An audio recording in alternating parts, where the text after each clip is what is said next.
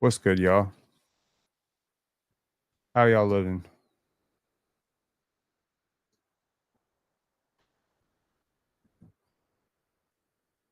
Mhm.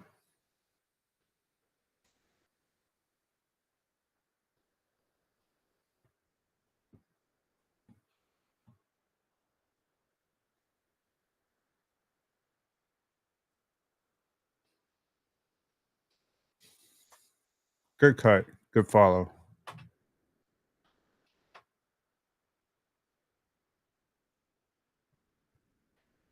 What is good, Ron?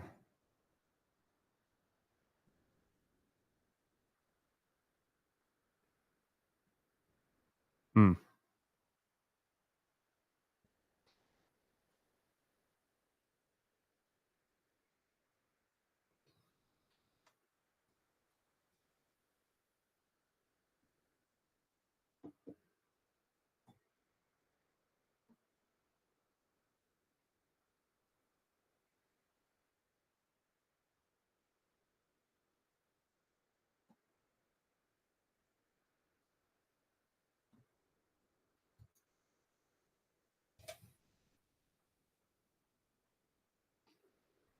Ooh, step back. That's in. That's oh, my bad. That's in. Boom. Satu, let's go. They do say the best three-pointers come off of offensive rebounds, and that's a good. Why do you think that is? Because the defense is off balance.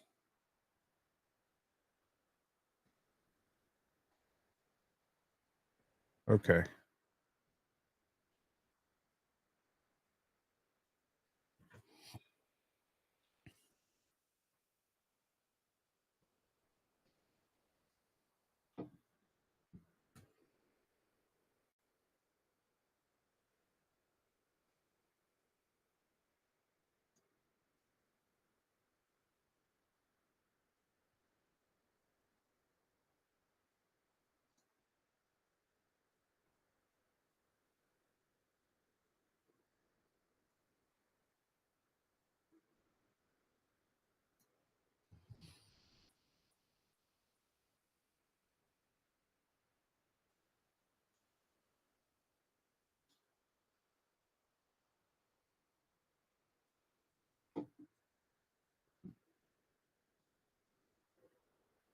Hmm.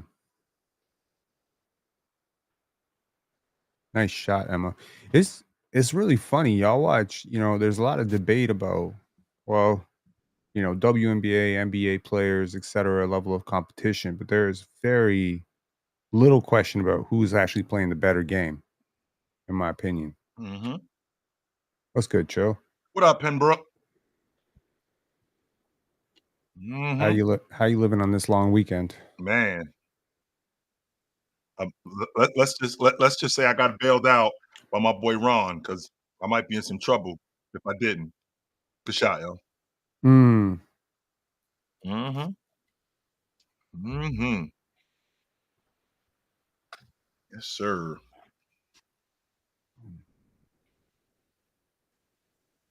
Stewie is back. That's good.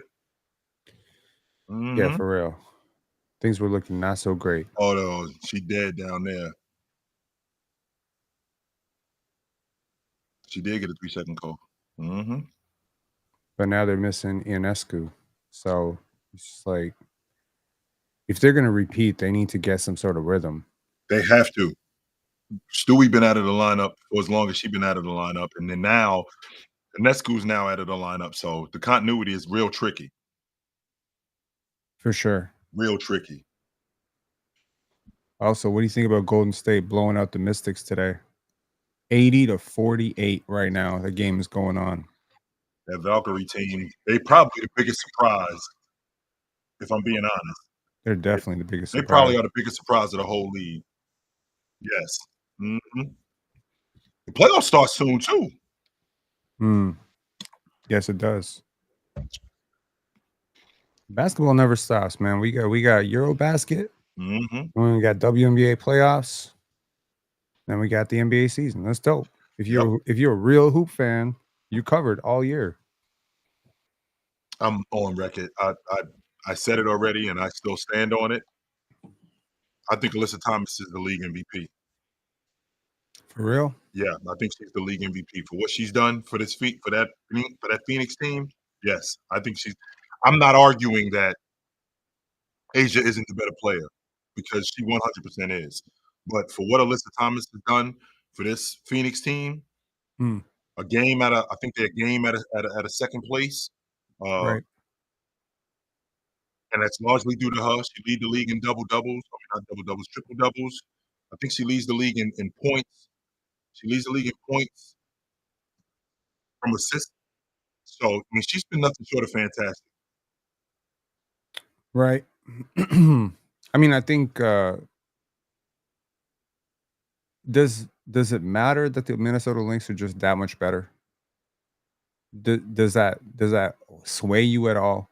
It's kinda like the Shea versus Jokic argument to me.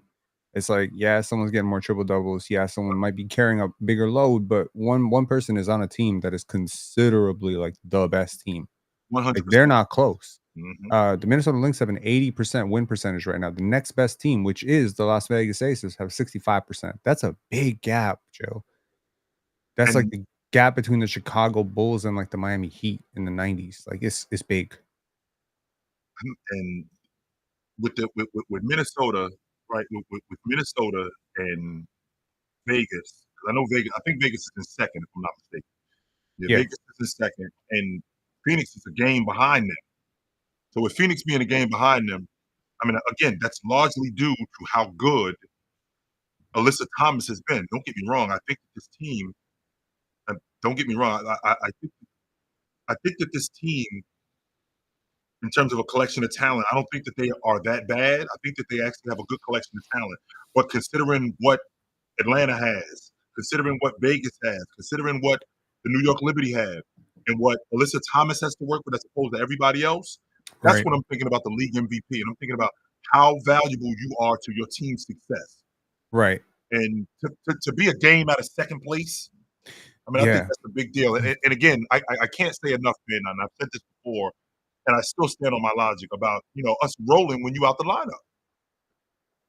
So you think that's what kills Fee's case, that they just kept being good without her? I felt like they went 4-1. They won 80% of the games without out the lineup. And what I need to make clear is I need to make clear when I say rolling with you out the lineup. I don't mean you were out of the lineup for a game, then you played, then you missed another game a month later. I'm talking about you were out of the lineup for consecutive games and we were rolling without you. Right. Well, she is the leader of that locker room, so I Yeah. think even the game she's missing, she is contributing in some way or another. I think there's just a presence. I think she's a reason that they have a belief that they can win it all, and she's by far their best player, and they are by far the best team. I think the question that remains right now is who is the second best team? And I think a real valid case would be for the Atlanta Dream. I think the Dream are the second best team. Then after that, I think I can go with the Phoenix Mercury. Then after that, I think I can go with the Las Vegas Aces, maybe the New York Liberty. I understand the Vegas Aces have like a gap, like 5.5 games back versus 7 games back. But with the shortened season, these 1 games, they're not that big a deal. You know what I mean? Yes. Especially when one team is so far ahead of the pack. And that's what I'm saying. Like, I think the Minnesota Lynx are just so far ahead of the pack. And it's just like the question is, who are they beating without her? Are they gonna beat like who did they beat without her? That I would love to go back and just like look at that strength of schedule. I'm actually gonna look at it right now. It wasn't it was like less than a month ago where they won 4 out of 5 without her in the lineup. Right on. So let's see here. So they beat 3, 4, 5 yeah, so they beat Chicago, they beat Phoenix, they beat Chicago again, then they beat Vegas, and then they lost so to Atlanta. Fee okay. They lost to Atlanta. Okay, let's see here. Full schedule. So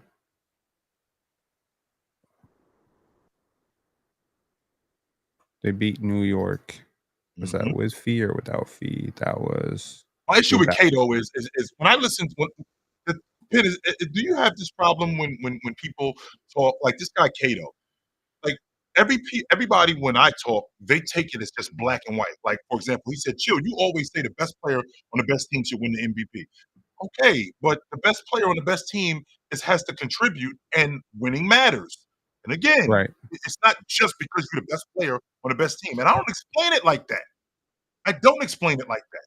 And the fact that they're winning without her in the lineup, that's the issue that I have. That's the right, problem that I have. I can't stand debating with people who take things just so literally, and it's just so right. it's so elementary the way that they talk. That shit bothers me, man. It always has. Damn. Mm. There's been a lot of narratives, even in the NBA, for a lot of our, Yep, for a lot of our listeners probably watching NBA games. When John Morant goes out, his team isn't notably worse without him, right? They've been able to sustain his losses. So people often ask, like, what does that mean about him? I remember a time in 2002, if you remember this, where Vince Carter opted for season-ending surgery, and the Raptors were firmly out of the playoff picture, and then they rallied off like 16 out of 17 behind Mo Pete and Antonio Davis, and people started looking at him sideways, like what's going on here?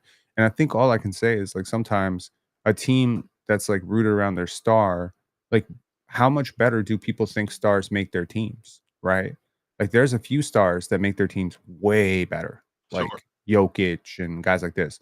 But then there are certain stars that there's barely a difference when they are playing. Like, but it's the same thing with defense, right? We say, "Oh, Bruce Bowen is a great defender because he held Kobe Bryant to like 58% true shooting," and it's just like, well, what does Kobe do? He's not against him all 60% true shooting. It's like, oh my god, okay. So like the marginal difference, and I think the point here is that the Lynx are so much better with her, right? Yeah, They're still better enough without her. The gap is big enough. It's kind of like Michael Jordan retires and the Bulls is still a 50-win team, right? yeah. They don't just fall to the bottom of the league. But That's good defense. like Wow. LeBron wouldn't if when LeBron leaves Cleveland, right? They fall to like 25, 26 wins, right? I think Well, that's just a difference in like how dominant are you and kind of the context of the team too. sure. I can definitely get with that logic because once again, it ties into how I feel about when we're rolling without you in the lineup. Now, sure, there's things that have to change. For example, when you talked about Vince Carter going out of the lineup for those last 20 games of the season. Well, now our offense has to change, right? Well, our offense changing. Now Mo Pete is in more of a dominant position. That doesn't mean that we just running clear outs for Mo Pete because that's not Mo Pete's game. But we put Mo Pete more in space where he can be more effective, as opposed to, okay, Vince is out of the lineup. We're just giving the ball to Mo Pete, and then you wonder why they would be bad. Well, they didn't play like that all season. The way that they played was Vince was the primary bucket getter, but they also had an offense where Mo Peterson was effective in that offense. So when Vince goes out of the lineup, Mo Pete steps up. He's not Vince Carter. Nobody's saying that.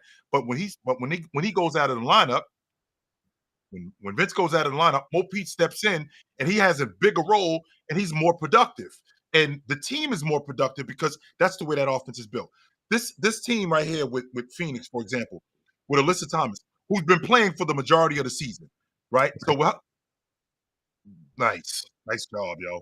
With her Mhm. playing for with her playing for the majority of the season, and them being where they are because she's playing for the majority of the season, they rely on her heavily because of everything she does. She's their primary distributor. She's one of their best scorers. Vince was one of Houston, I'm sorry. Vince was Toronto's best scorer, but it was also within the flow of that offense. Alyssa Thomas is the offense.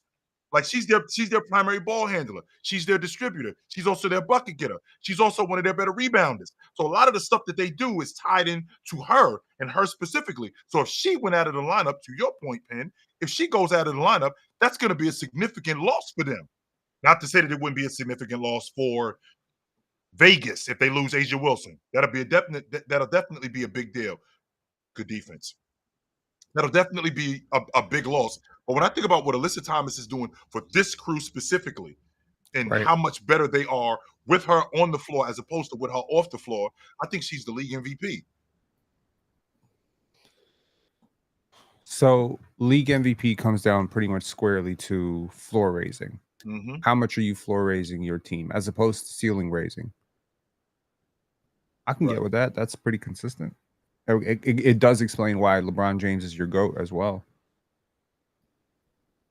They fall off a cliff with him off the floor. Right. Who would be your second place MVP? Asia. Would it I think Asia it's this. I don't. and and I and think Fee would that be third? yes, and I think because Fee missed the time that Fee missed. That's the only reason why.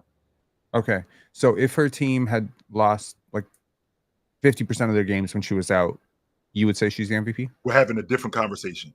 We're having a Okay. completely different conversation. Logical. Okay. Cool. Good defense. Hmm. Good defense.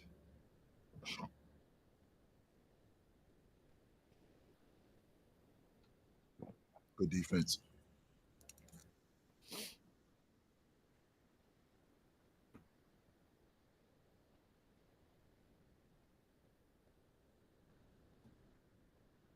Who that just came in the game? I'm sorry, I keep forgetting her name, but that natural is on fire.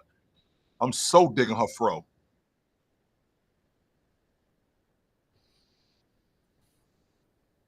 My mother had a fro like that. Hmm. My mom did not. Hmm. Good defense. Pass. Nope. Mm-mm. Nope. Good rebound. Ooh. Mhm.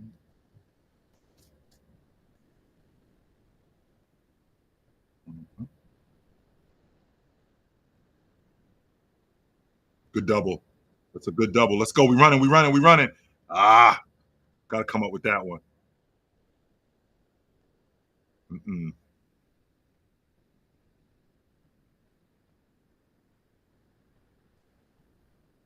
Yes.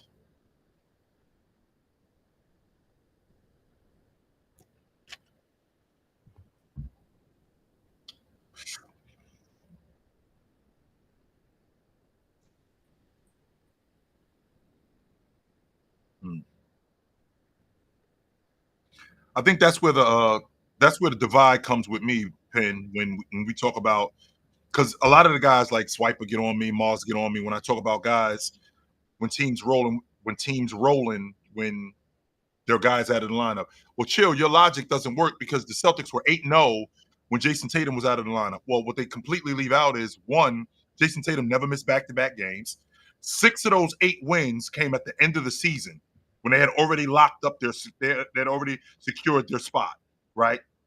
He had never missed. He had never missed back-to-back games. On top of him never missing back-to-back games, he had played 72 games. I want to say he played seven. I don't have the numbers in front of me, Pen, but he had played 72 games that season, which equates to almost 90% of the season. So if I'm Mm, playing 9 out of every 10 games, it's pretty difficult for you to be rolling with me out of the lineup. right. That's pretty difficult. Well, I mean, the analytics would back up very heavily that the Celtics are a better team with Jason Tatum on the court. Yes, Like, they are. Nice not shot. only are they a better team with him on the court, they're actually a better team with him on the court by himself than they are with him and Jalen Brown or with Jalen Brown by himself. Hmm. Over the last few years, that trend has held true that Jason Tatum has been their by far, far, far best player. Yeah. It's just interesting because it's like I was Good thinking about shot. Jason Kidd a lot. I was thinking about Jason Tatum a lot. I was thinking about Nikola Jokic, right? Hmm. Like I forwarded to the group this bit about Jokic's defense from Mike Conley. He was talking about, Oh, how pay attention. he just adjusts on a fly and he's moving guys defensively. Christian Brown has also said like sometimes he'll just grab me and put me into place defensively, and it's just like where that's valuable, isn't it? If my quarterback knows the other team's plays, that's valuable, right? That's And huge. it's massive. So we understand the value when LeBron does it. We understand the value when Draymond does it. Hmm. But when Jokic does it, we're like, well, he doesn't jump very high. He's not very active defensively. He's not very, So we criticize the defense, but not understanding what value he provides defensively as well. It's just like his ability to see what is happening and call it out is cutting out another team's ability to run their offense consistently. But So where the divide is with that, Pen, is it's very much like a coach. Well, a coach can call out all your plays, but he's not on the floor. Well, the Facts. biggest problem that people have with Joker is, okay, Joker's calling out all your plays. We can't run anything because Joker's calling out all our plays if he's effective on defense. So, like if Mhm. Olajuwon's calling out our plays, I don't know, Dwight Howard's calling out our plays, and he's the one sliding, he's the one Right, blitzing the double team, he's the one blitzing the screen, the pick and pop, right? He's the one chasing you off screens. If if right. if we have that, I mean, I think we're talking about a completely different thing as opposed to Joker, who's calling out plays. Okay, they're running this, they're running that, but we're going at him while we're running this. But it sounds to me like Mike Conley is saying we couldn't go at him because he already knew Yeah. where we were going to be. Well, that's exactly it. Like, I mentioned, I think on the panel on Friday, I said the Warriors had like a 116 offensive rating in 2017, and I was mentioning or 216 or 116, and then I mentioned Harden's in isolation. Like it was a 117, 116.5, 118. So Yeah, Harden was just that great in isolation that he was basically more efficient than the Warriors offense by himself in isolation. And Jokic is like 128, man. man. 128 points per 100 possessions is insane with him on the court. With him off the court, it goes down. The defense gets worse. Their offense gets worse. Everything gets worse. So that's like it's hard, right? Like, and the thing I would say about winning and losing without Tatum or Jordan or whoever, LeBron even, right? Is like if we're winning by 50, no, let's not say 50. If we're winning 20 a game with our guy, right? And then without him, we're winning by like 6 or 7 a game. That's still a huge, huge difference Yep, just because we're so dominant with him, right? yep. And I think like uh I think there's probably some all-time greats where they could have missed some games in the finals and their team could have still won, right? But that's actually happened. Yes, Kareem. Yeah, that So, you know, I don't know. I don't know. I think like there's just sometimes more options, right? Like with there's only one basketball. So if you have like Steph and Kevin Durant, maybe you can withstand the loss of one a little bit better, right? I don't think without KD, they're probably still a 68 win team. But with him, they're like a 70 win team and they're unstoppable. right. But there It's, is like a gap in terms of like what they can do versus what they actually do. and that's the and that point right there that you just made. That's why I feel the way I do about Alyssa Thomas this season with this specific crew. With this specific You Phoenix think they're Mercury. missing the playoffs without her? Yes, I don't think Okay. I don't think that they're nearly as good. I think that with without Alyssa Thomas without Alyssa Thomas in this lineup, I think that they are significantly worse. I mean, they're 10 games over 500 right now, Right. right? They're 10 games over 500. Take her and her contribution off the floor, and with all things considered, add in Caitlin Clark on Indiana and what Seattle is doing. I think they missed the playoffs because if you look at what's going on with them right now, Penn, the top 8 teams make the playoffs, right? So Mhm. if I'm not mistaken, I think the Valkyrie, I think that they might be the C eighth can team, can if I I'm ask not you a mistaken. question? If Yep. we trade Alyssa Thomas, right, for Asia Wilson, how good is this Phoenix Mercury team? Are they better? I think that I think they're better, Well, then but I argument think that settled, isn't it?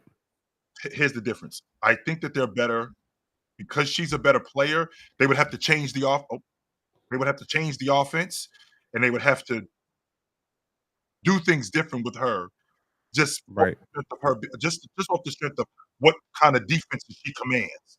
Like Alyssa Thomas, we just found out this year that she's commanding different levels of defense. We already know Right. the level of defense that Asia commands. Now, to your point, are they better? I think they're better in different areas.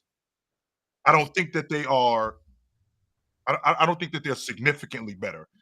I Mm, think that they are right around where we are. If you took Alyssa off this crew, if you took Alyssa off this crew, I think that they are like fighting with the Valkyrie and the Sparks.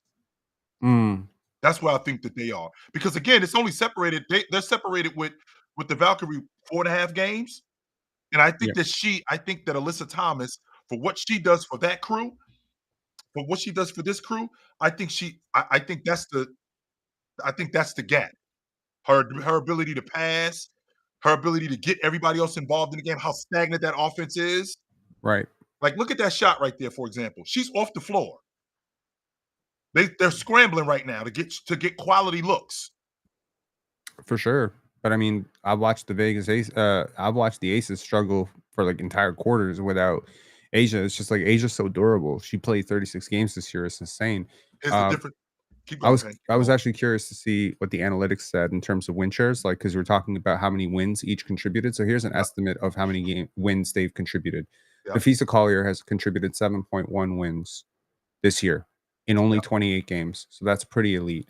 Asia Wilson has contributed 7.9 wins in 36 games.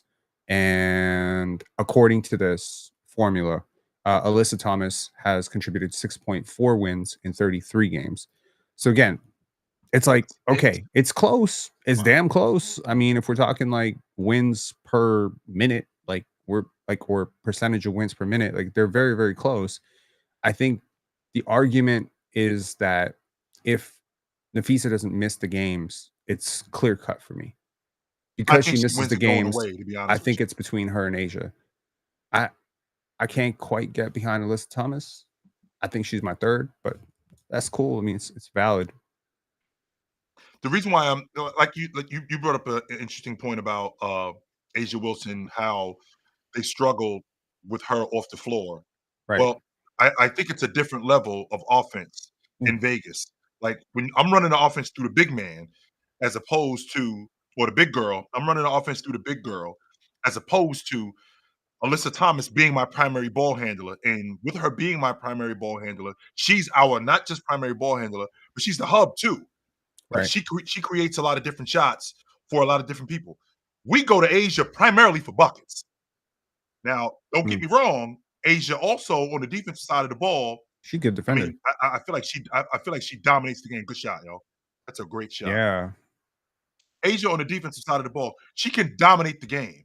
But for I sure. think that I feel like Alyssa Thomas, what she does on the defensive side of the ball in terms of being a rebounder, I feel like that's a big deal. Because you know how I feel Mm, about rebounding in terms of stopping plays. On top of that, being a hub on offense. And again, what I don't want to do is I don't want to misconstrue the idea that Alyssa Thomas and Asia Wilson are the same in terms of being on the same par as players. Because no, they're not. I think Asia Wilson is significantly better than her, just like I think Joker is significantly better than some other players in the league that are right. in the league MVP conversation. But when I think about the league MVP, I think about in addition to you being an awesome player, how valuable are you to your team's success? Right. And in some instances, the best player in the league wins the league MVP. So that's what we equate it to, Mm. unfortunately. Well, to your point, she's had 3 straight top 5 MVP finishes, Alyssa Thomas. Sure. She last year she finished 5th, previous year she finished 2nd, previous year she finished 4th. Yep. And I can make a good point, this is by far her best season. So, Mhm. you know, and she's doing it in a different context for a different team. Yeah, I mean, there's some validity here. I know Yeah. she'll finish top 5 for sure again, but ironically, if she doesn't win it this year, she will basically be Jason Kidd. It's like a one for one because Jason Kidd was like he was just he was the last one left off the board. Every time it's just like When he didn't win it in 2002, I was like, he's never going to win it. exactly That's when I felt I felt like if he couldn't win it that year because that was his best opportunity to win it. for sure. And if he didn't win it that year, I was like, he's not winning it. Nope. Mm, Mm-mm. And it turns out I was right in that particular situation. Turns out I was correct. mm, So maybe that could be the case right now for Alyssa Thomas. Like if she doesn't win it this year, she probably won't win it. I could hear that. Yeah, I mean she getting up there in age too. She what 33, Definitely. 34. So yeah, this is her last chance. Yeah, but you never know like who's gonna come out of like you don't know if Paige Becker starts going crazy next year. She get a good squad around her. She goes out for 2, 3 MVPs. You don't know if Juju Watkins comes back from injury. Maybe like a couple years she gets a dominant run. So I think all their time is running out. Like they're all in their late 20s to early 30s. Yeah. All three of them. You go back to New Jersey a lot. Um, not as much as I used Mm, to. I was up there last month, my brother's birthday. I usually get Yeah. up there in the summertime, Mm. but I I don't. haven't been back in a minute. It's, it's crazy.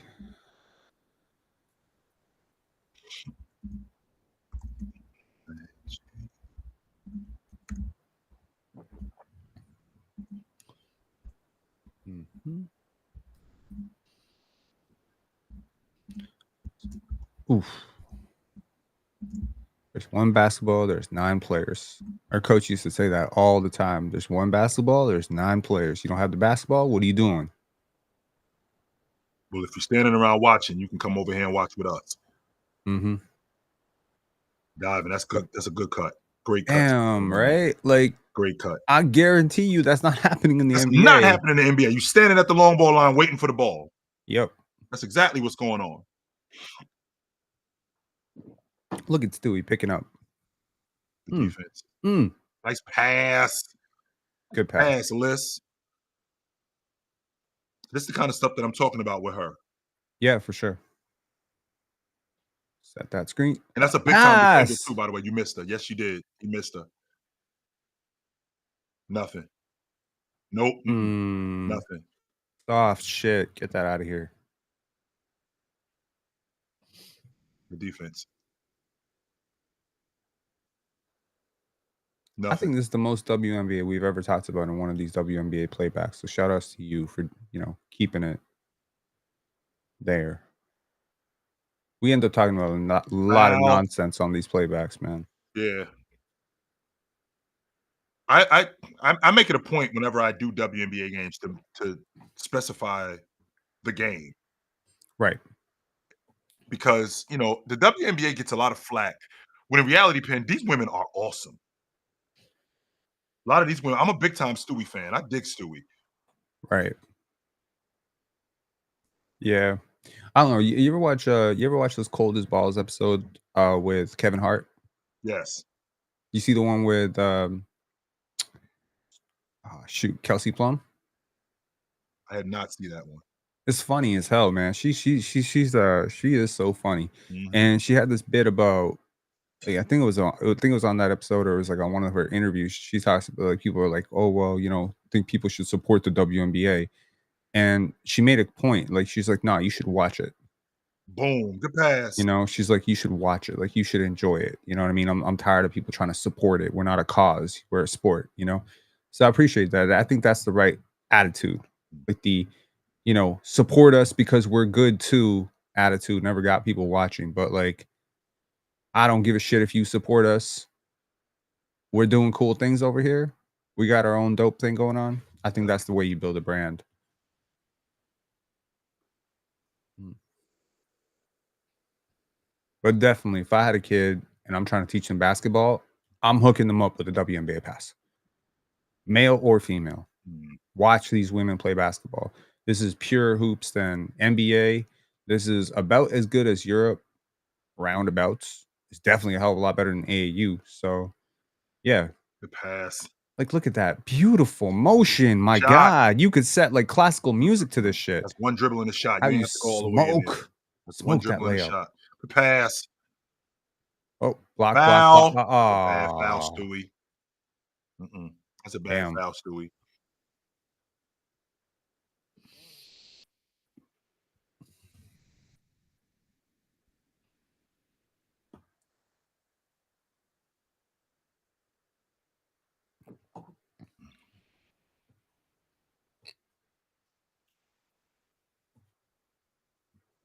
I'll live. Yeah, she'll live.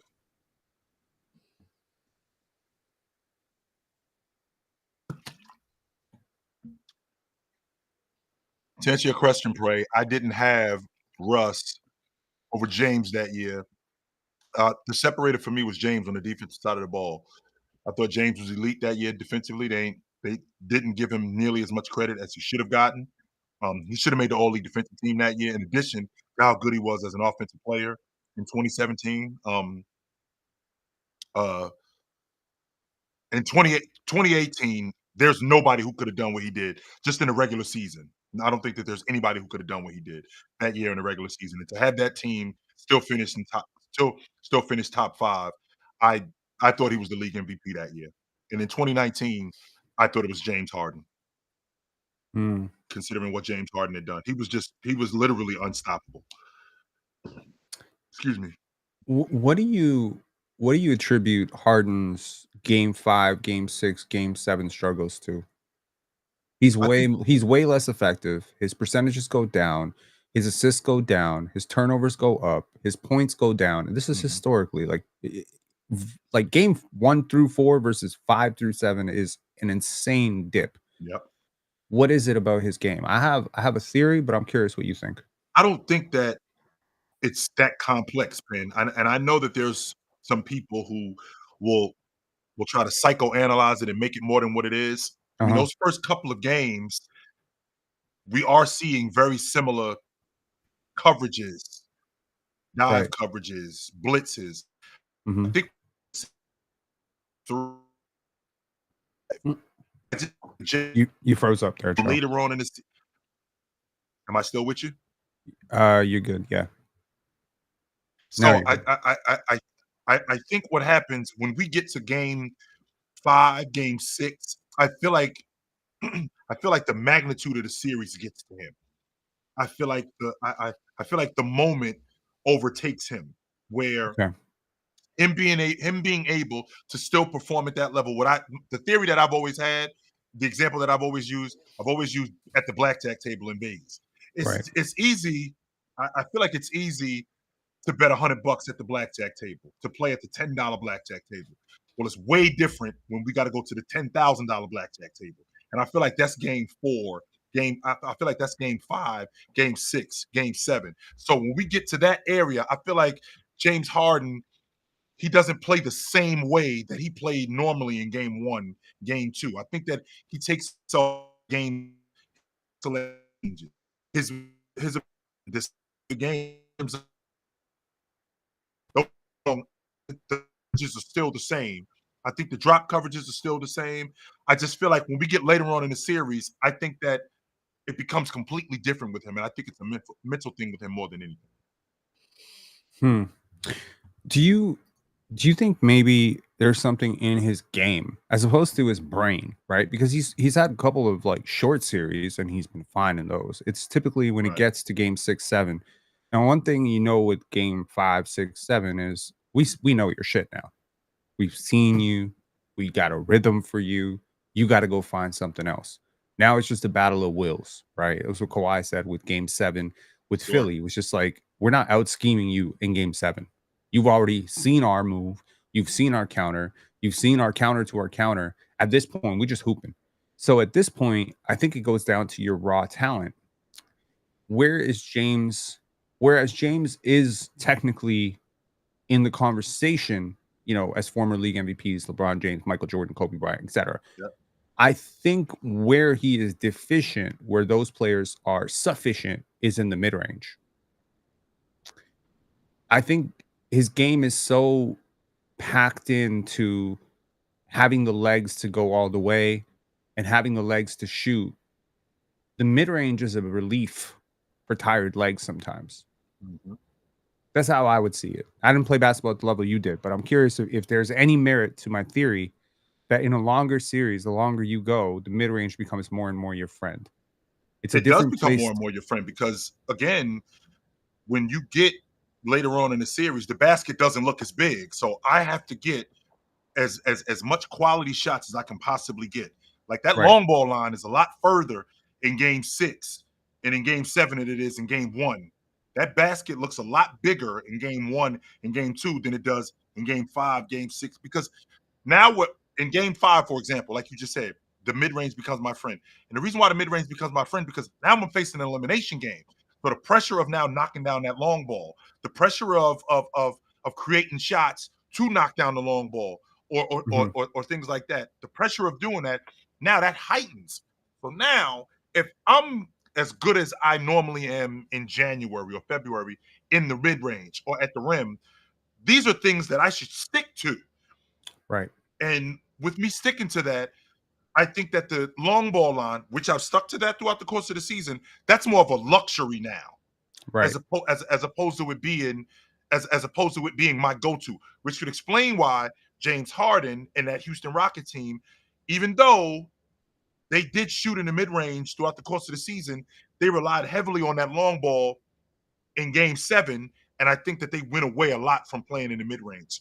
And I think that if they would have, I feel like if they would have done that, I feel like they would have had I think the basket would have opened up for them a little bit more. For sure. Um, I think his volume outside of 10 feet beneath Could the increase. three-point line, that Yep. zone of the court, which is a huge part of where people score, Yep. is so low. In the regular season, it's 12%. 12% of his baskets come from 10 feet to the three-point line. To 12%. compare that to someone like Kawhi, can you guess if James Harden is at 12%, what do you think Kawhi's at on his career between 10 feet to the three-point line? If James Inside Harden the is at three-point line. if James Harden is at 12%, I'm guessing Leonard has to be at least 20. Chill, he's at 35. Yeah, that's what I'm saying. At least 20%. I'm thinking 20 on the low end. So So a that's third of his shots are coming from that area. exactly. And Yeah. and I think that's what makes you dangerous because it's like the three-point shot, I feel like you get into a long series, your legs start to die a little bit, Yep. right? It's just like a long game. Like you might just not have it. Also, three-point shooting variance, etc. Getting to the basket also requires long, like it requires your Ben, legs. So hold that thought. Did you guys just see that?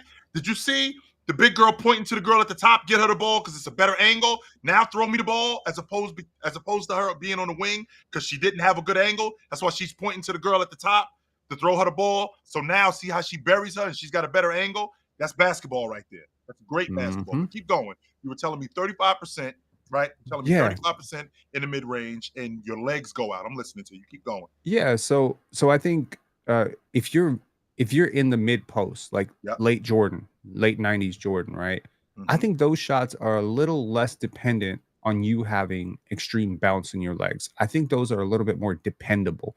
I also think like getting to the line from that position is a little bit more dependable. Harden's foul baiting goes away a little bit in the playoffs. So he's already at a slight disadvantage because longer the series goes, the less referees blow the whistle, it gets more physical. So I think that that would explain it. I mean, there's always been this sort of like playoff dropper. He's just mentally cooked. You could look at Tracy McGrady the same way. Tracy McGrady, why did he never get out of the first round, right? He's such a talented player. Says he would have won multiple championships with Shaquille O'Neal. Why didn't he get out of the first round? And I think it's a similar thing with Tracy. I think, there's I actually don't think it's a similar thing with Tracy. Tracy was I think there's just elements and holes to your game that just don't stand up. What it sounds to me, Pen, like it sounds to me like things that are more reliable is what you should be looking for as opposed to things that could make us go awry I'm talking about when we're in the the playoffs. yeah, I'm working on an article called on offensive diversity, Yeah, right? Which really talks about the value of having players like Kobe Bryant, where even if they don't have a super zone, like Kobe wasn't a super finisher in the paint like Shaq. He's not a super three-point shooter like Steph Curry, right. but he doesn't really have a place where you don't have to really guard him, right? He's a threat Strong, from yeah. everywhere and he will pull it from anywhere. So the Right, offensive aggression mixed with the offensive diversity creates a nightmare, like a right, constant nightmare that you have to double team all night. So I think that even when people will point to the fact and say, well, Kobe wasn't as efficient as this guy yeah, and this guy and this guy, and be like, okay, I get you, but he's really scary from everywhere. right, Like, he's scary from three. He's scary from long two. He's scary off the left block, right block. He can go left, go right. He can go right to the front of the rim. He can explode above the rim. He can score beneath the rim. He can actually rise up and kind of hold it a little bit and then kind of finish with some airtime. Like he really, there's not a lot that you can take away. And I think right, that that's what shows up in the playoffs. yeah, He's also an underrated playmaker, which I think is also a huge part of the offensive diversity argument. It's just really about this. You get to game 6, game 7, I could probably take away your first, second, and third tendency. So, really, how good is your fourth tendency? How good is your fourth counter? I think that's also what makes Olajuwon so dangerous. He just has a relentless bag of counters. Just for sure. counter, counter, counter, counter, counter, right? Yeah, Jokic too. Like Jokic is a good playoff player, like it's just like an endless array of pump fakes and no look passes. Just like Nice he, pass. it's like how much creativity is in your game. And how much predictability is in your game. I think that's what it kind of comes down to. Well, it sounds to me, Penn, like what you're describing is what the demise of the Boston Celtics were. Is okay, we do this other stuff, but we don't do it nearly as much as we do this one thing. Oh And if yeah, we're and if we're relying on this one thing, which isn't that accurate, if we're being honest, right? facts. This one thing isn't that accurate, and because this one thing isn't that accurate, we can have a space, whether it's in the playoffs, whether it's in a game, whether it's during the course of the season, where this goes the other way, and if this goes the other way, this could sink us, as opposed to we do a number of different things. There's a reason why the Celtics were at the bottom of the league in points in the paint because they don't go to the Agreed. rim. And when they do go to the rim, they don't go to the rim to shoot. They go to the rim to kick the ball out. So a guy like James Harden, if I'm getting in the paint, if I'm getting to the mid range, well, I got to get there and be effective as a bucket getter. And the reason why I got to be effective as a bucket getter because if I'm not, this three ball is only going to last me for a specific period of time. I'm much better. In the words of the great Kareem Abdul-Jabbar, your your likelihood of scoring increases when you get closer to the basket. And he's right. So if I'm James Harden, if I can play more in the mid range as opposed to step back threes, if I can play more in the mid range, I think my confidence in my game. It's Mm, not to say that I'm going to completely go away from the long ball line because right. I'm still going to play at the long ball line, but my confidence in my ability to score. That's why I have such a problem with that's why I have such a problem with Jason Tatum because of his shot selection, because of the long ball. So I think if I could build a team around Jason Tatum, rookie Tatum, how good he was, and I flash it to him getting tearing his Achilles. I think one championship is very, very, very, very disappointing. I think it should have been at least two, might have been three. If And again, I think part of this comes down to the coaching and their theory on threes and stuff. I was listening to his trainer and they were saying, Drew Hanlon. So Drew Hanlon's a trainer, right? So he was talking about how they played a game where mid-range shots were worth one, three-point shots were worth three, layups were worth three.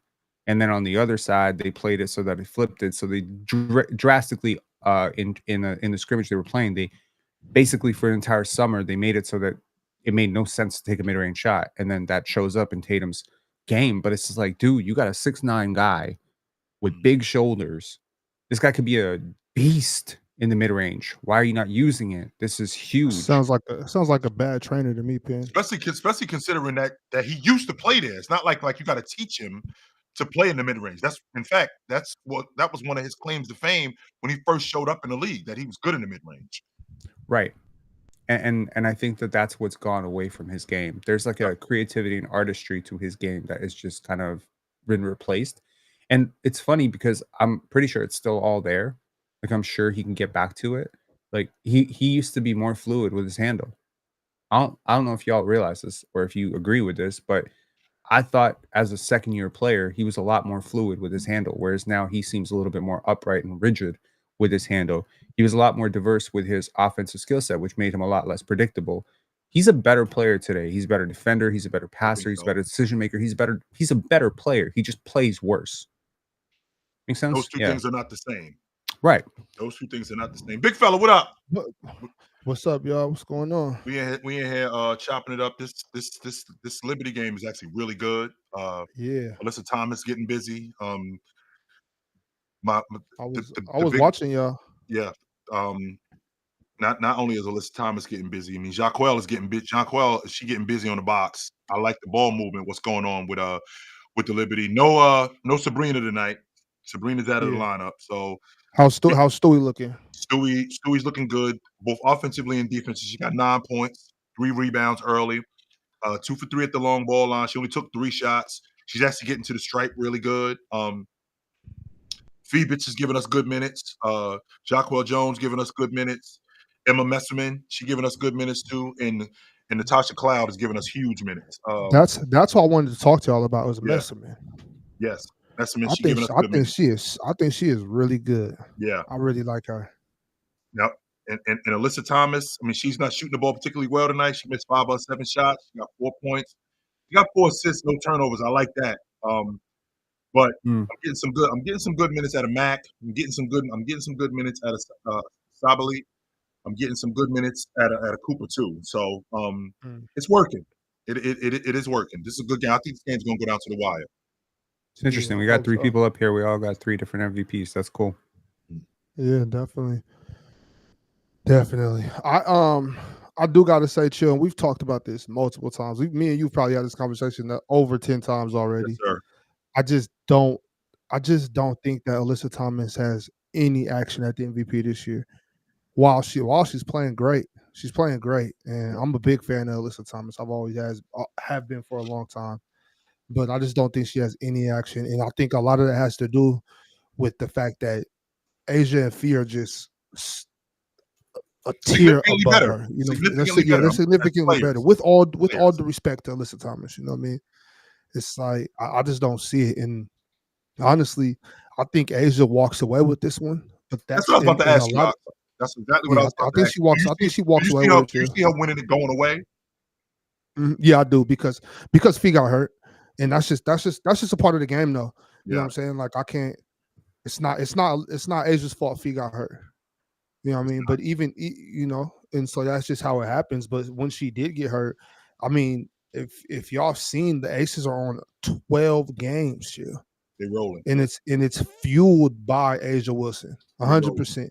Now she has. I mean, obviously, I think Coach Hammond did a good job by deciding to bring Jewel off the bench. Obviously, you know, any day could be the Jackie Young show. She plays great. Chelsea Gray is the point guard, you know what I'm saying? But it's fueled by Asia Wilson. No Asia, no victory. She's playing, it's chill. She's blocking shots, rebounding, and playing great defense while giving you 30s consistently right now. This last month run from her has been like it's something that I might have seen only a few times. You know, I'm thoroughly impressed right now. And I know I know a lot of people think I'm biased when it comes to Asia, and I might be, but she's living up to all the hype.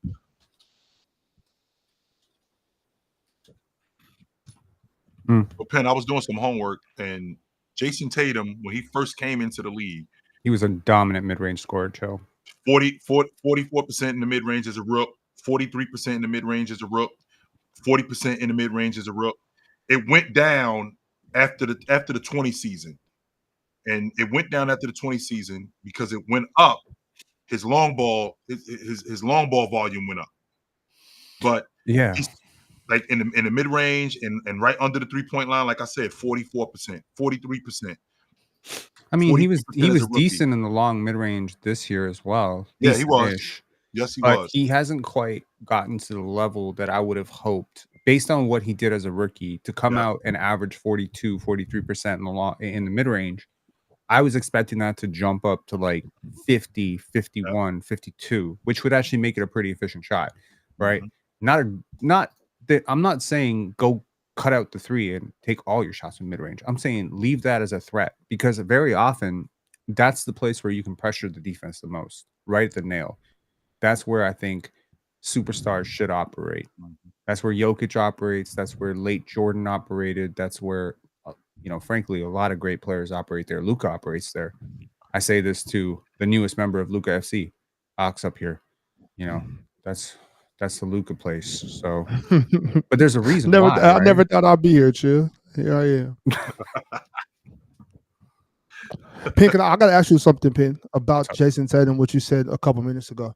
You said that you were talking about Drew Hamlin and like what they've been working on, and then you said that he is a better player, but he's just not playing better. Like how could you know that, and how could you judge that based on anything other than his performance? You know what I'm saying? Like the work you put in with your trainer doesn't matter. Only thing that matters is what you do on the floor. I say this because I think he's stronger. I think he's a better passer. I think he sees the game better. I think he understands the game a lot better. He's playing off a lot of talent as a rookie. So it was tantalizing. But he's obviously a better player today. Like his defensive rookie year, versatility. I'm sure he is. Yeah, I'm sure. Yeah, like I'm saying, if I compare his entire career in like chunks. Year 1, year 2, year 3, year 4, year 5, year 6, year 7, year 8, right? So if I do first 3 years, second 3 years, and then the last 2 years, every single bump, there's a jump. There is a Mhm. analytical jump, there's a efficiency jump, there's all that stuff. I just enjoy watching him a lot less than I did when he was younger. Me I too. think, like when he was a rookie, when he came out, I had a vision for what his career could look like. And again, I'm not a trainer, I'm not his trainer, I'm not his dad. It doesn't matter what I think he's supposed to do. I'm just a fan. But seeing a player who could be like 6'9" with his physical tools and his defensive profile, like you really do think like this could top out as like a top 2 player in the league. Whereas I think he's become more of this like one-dimensional player. And honestly, and I think that's even disingenuous because he played a lot of point forward this past year. I just think he takes too many threes. I'm gonna say it like that. I think he takes too many threes. I think he bails the defense out way too many times. And yeah, I think that has a lot to do with his trainer, his coaches, and just the people around him. And I sorely wish that he was in a system which allowed him to express himself more as a basketball player. So I think Joe Mazzulla might be the problem. He could be. He could be. But He's but also with that being said too though, I think sometimes, and particularly this might be the case with the Celtics. It's like, yeah, we can let you keep playing your style of play and lose, or you can play like this and we win. I think Which we did, I by the think way, Ox. They Which were in we the did. yeah, conference finals and he's a rookie. Yeah, which we did. right. I understand that, and I'm not saying that's the way it is because honestly, the style of play that the Celtics play, I don't think it's conducive to consistently winning championships. I don't Right. think so. But they did win a championship, so I have to acknowledge that. So I'm just saying, like, if this is the case Mhm. hypothetically, if Jason Tatum has to play this way for them to win, as Mhm. opposed to playing the style where we can all acknowledge we think he's better at, and they don't win, I think that says a lot about Jason Tatum as a real basketball player and really like, you know what, I don't care what y'all think. This is what my coach wants me to do for us to win basketball games, and if that means Right. winning championships, I gotta respect it. Okay. So here's the thing. I don't think that automatically because somebody wins a championship that they're optimized. I think there's a way to say, let's just say the 96, I don't know, fuck, the 90s Bulls, right? They Yep. won 6 championships. What do they win without the triangle? What do they win with heavy Jordan isolation going nuts like James Harden? They They don't. probably still at least win 1 I or don't think that 2. they. The reason why I You don't don't think think that they they win win is any? the reason why is because it was obvious that it wasn't working. It Well, I mean, clearly he wasn't he working. didn't have Dennis Rodman, he didn't have a prime Scottie Pippen, Right. so I'm saying The difference with having, to your point, with having Dennis Rodman and having a prime Scottie Pippen, having the triangle maximize those guys because I don't think we give Scottie Pippen mm, nearly as much credit. Not only Scottie Pippen, but Dennis Rodman. I don't think we give him nearly as much credit how okay, smart Dennis was as a basketball player. If I got okay, Jordan with the ball, and I mean we've heard this countless times, and I think that it's a fact. James Harden has proven it. Luka has proven it. When a guy has the ball, Jalen Brunson has proven it. When a guy has the ball that much, it is not that difficult to guard, as opposed to when the ball is moving and when the defense is off balance and we consistently have action.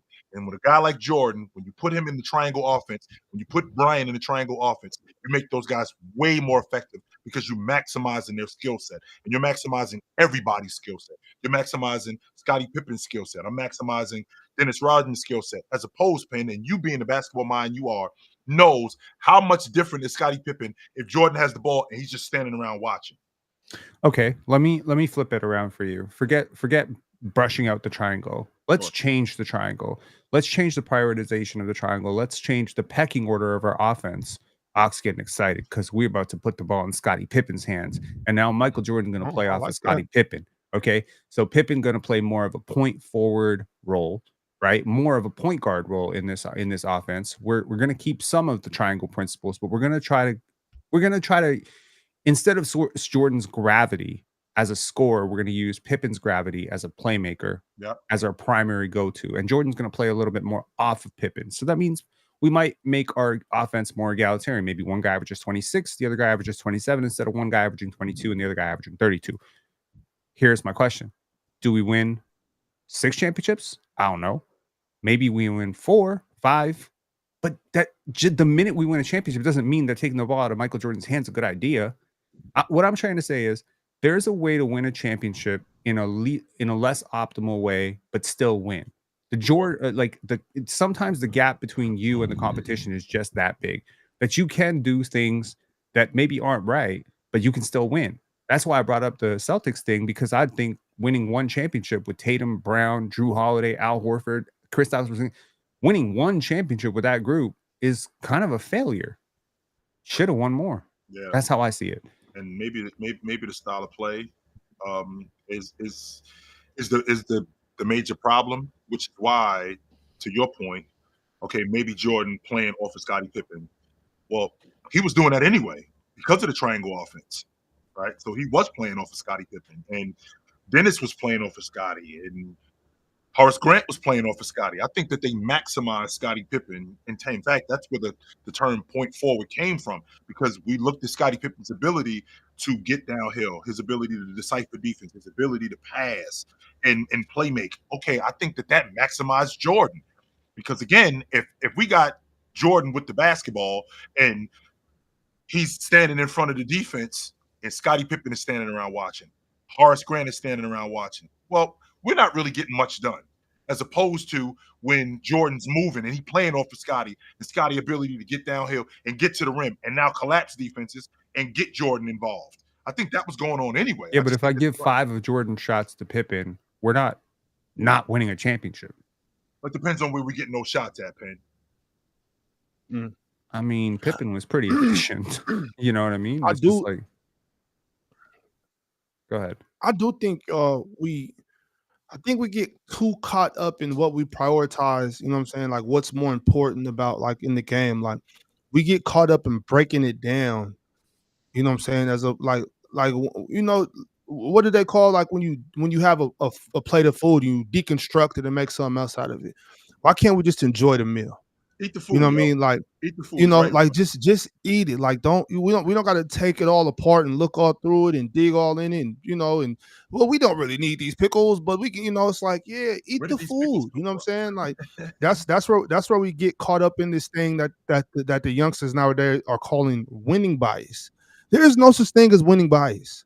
Like that's the whole point of this. You know, so sometimes I feel like people are like more concerned with the process as instead of the outcome. And it's like I'm not gonna what is winning bias to you? Like what there is is no such thing as winning bias. So you don't even have a definition for it. You just saying it doesn't exist. Like winning bias is when people are like, oh, you're just saying that because they won. Yeah, that's what we came here for, you know, like so yeah, of course I think what the winners win. But evaluating biases is a very important part of life and basketball. Like knowing that we hold winners to a bit of a different standard. Like we tend to deconstruct things in terms of why people won and why people lost. And we definitely look more into why people lost. When people lose, we call them chokers, droppers, not good enough, not talented enough, not well managed enough. When people win, we don't actually have the same deconstructive thing. So I do think there's a winning bias in sports for sure. I think we tend to, and there should be. I think winning's important. Right. I think there should be. Right. I was going to say that too, Pin. So okay, so let me rephrase that. I do believe that there are winning biases, but I think there should be, and I'm happy that there is, and I think there should always be. You know what I'm saying? Like, right. I don't, and I'm wrong. What I'm about to say is wrong. The best team doesn't always win. Sure. But the team that won is the best team. I get what you're saying. You know what I'm saying? Like if this team won, I don't care if like in 2000, what was the year? 2016? That team won 72 games. They're the better team. No, the Cleveland Cavaliers are the best team. They won. Right. You know, and that's just how I see it. It could be wrong. I'm fine with that. Nice job, y'all. So the 2019 Raptors were better than the 2019 Warriors? Yeah. There you won. Go. Cool. Ox and I butt heads when what Ox was talking about with the plate of food. Because, Ox, 100%, this mountain of pasta in front of me looks great and I should just eat it. But I tell you what, when I taste it, yes, I'm gonna dig in it. I want to know why this is so good. And you like to the reason why you and I butt heads a lot of times when it comes to stuff like this is because you oversimplify stuff like this. And there are times to break the game down, and then there are times to just enjoy it. No doubt about it. There are 100%. There's times to dig into it. We don't have to dig into the game all the time. No, 100%. I'm not gonna make that point. We don't have to completely dissect every game all the time, but there are times when it needs to be understood why this team is this good, why this player is this good, why this plate of food, to your point, damn, this was good. Why was this good? What kind of seasoning are you using here? What did you do with this pasta? Like, how long did you cook it? How about this? How about this sauce? What kind of mixture did? There's times when we do have to do that. And yes, damn. I'll see you, Natasha. Yeah, and that's where Ox and I, we butt heads, because Ox has a tendency sometimes to oversimplify things when it's a little bit more complex than that. Well, and chill, mind you, I don't have a problem with like looking more into the plate of food. Like, have y'all seen the show Chopped, right there, Ox, stop right there. See that right there? You see that big girl asking for the ball? Get her the ball. Yes, sir. She open. That kind of shit like right there, Pin, drives me crazy. I'm sorry, bro. Hey. When that big girl, when she gets in the post and she got somebody on her back, and she's in that mid post where she's the most effective, where you saw her at right there, give her the ball. You see her fighting. Yeah. Man, I'm sorry. It's like the show Chopped, though. Like, you got all these ingredients, and it's like we don't have to break apart the food and make something else out of it. Like, it's still just it's just dinner. You know what I mean? It's just dinner. Like, let's just eat dinner. Let's not break down dinner and try to make it brunch, or no, it's dessert now. Like, nah, just eat the food, and that's just, that's that. But then also, you ever just go out to eat with somebody and they order something and they're sitting there and they're just like, I wonder how they made this. I would have made it this way. It's like, come on, bro. Like, just eat the food, man. It's good. You know what I'm saying? It's not going to be perfect. Just eat it, enjoy it, leave a decent tip, and let's go home. All the time. So here's the thing, like, Ox, different strokes, different folks, right? Some people really don't care where their money goes, where their money comes from. Some people want to know everything about their money. They want to know how it's made. They want to know everything. There's a difference in people. Sometimes it's the same thing with basketball, right? There's certain people that just really don't care about the analytics. They don't care about that. I don't necessarily think people who don't care about the analytics are not curious. I don't think they're stupid. I just think that's your perspective. That's how you enjoy the game. But then there's some people that really do want to know about the numbers, because to them, this is part of the game. Right. So I'm not going to tell those people that they're wrong to want to dissect deeply. I mean, I certainly don't think my X's and O's knowledge is on par with like collegiate coaches. I would love to pick some really good coach's mind about you missed certain set plays. I'm listening to you, man. Keep talking. Yeah. So like, again, like the X's and O's stuff, that's not a huge part of, like, you talk to an average fan in the crowd right here. You think they could tell what play these guys are running? I don't think they can. I think a lot of them can. Some can, but I don't think the average fan can. My thing is this, though, Pin. My only issue is you can like want to know the numbers, but that's not the important part of the game. The most important part of the game is who won. And I just want us to always keep number one. Number one is this team. That's what I'm saying. That's for you. Some people are going to say, I don't care about the history. I don't care what happened in the 80s. No. Chilltown Hoops be like, I do care about what happened in the 80s. Those are two different things. Those are two different things, Pin. Those are two different things. Why? I can, like, not caring about the history of the game. That's one thing. Not caring about who won is just out. It's out of touch with what we're doing here. Wow, good shot, yo. You know what I'm saying? Like, that's what's important. I don't think the winning bias thing. I don't think the winning bias thing is I don't care who won. I don't think that's what the winning bias thing is saying. I think the winning bias people are saying, hey, okay, Stewie, you're not willing to tell me, like, let's just say there's a person out there who's just like, John Stockton's not a top 50 player because he never won a ring. I think that's an example of a winning bias. You know what I mean? Like if you're willing to dismiss a person's entire career, you'd be like, oh, well, Chris Paul doesn't win a championship. He's not a top 10 point guard. What? That's a winning bias. No, I agree with that, Pin. I hear you. So that is the winning bias. I don't So think anyone, I hope no one is saying winning doesn't matter. I don't care who won. They're saying winning A isn't lot of people feel that everything. way. A lot of people feel that way though, man. Because the reverse side of what you just said is that, That winning doesn't you matter. know, yeah, you know what I mean. Like the reverse side of that is, well, winning doesn't mean anything. Like well, I think winning is much more important. But we discount rings all the time. We divide rings up. It's not enough to just win a ring. You got to win it in your prime. You got to win it with the team that drafted you. Lord help you if you go somewhere else via free agency or Just gotta link up with contribute. another superstar. Boom, we discounting your rings. Don't tell me that we count KD's 2018 ring the same way we count as LeBron's 2016 ring. We don't. we That's not don't. the same No, ring. we don't. And people divide this shit all the time. People don't I count now Kobe's now 2001 ring the way they count his 2009 ring. They definitely do not. Well, Right? okay, I see what you're saying. I count all rings Or for 2010 rings. ring. I just add context to it. Like, yeah, KD, all the KD's rings count, but at the same time, I'm gonna be like, yeah, but that was some sucker shit. You know what I'm saying? Winning bias. I'll say that after. So But there's yeah, he context got to two winning. rings. So there is context to winning. There's context to everything, but the most important thing is winning. That That's is all the I'm most saying. important thing, Ox. But to Hey, your with her point, right here with the ball chill, I know you've heard me talk. I'm sure you've heard me talk about Sammy Wickham before. She is dope. Sammy Wickham is crazy. Mm. Like she's really good in the W. Obviously, she was good here, good in Seattle. But when I was in Australia, I used to make it a point to get to her games to see watch that big Sammy girl Wickham asking play. for the ball, Ox? Love And that. See that big girl hitting asking for the somebody. ball? Get a But you see what basketball. she did? Gave her Yes, a sir. target. Throw it right here. Put it Mhm. right here. Well, Penn, to your point, when we talk about winning bias, so if Mhm. Joker wins the championship, Oh, come on, ref. Don't call what's gonna that. happen? Like, how are we gonna talk about Joker if he wins the championship this year?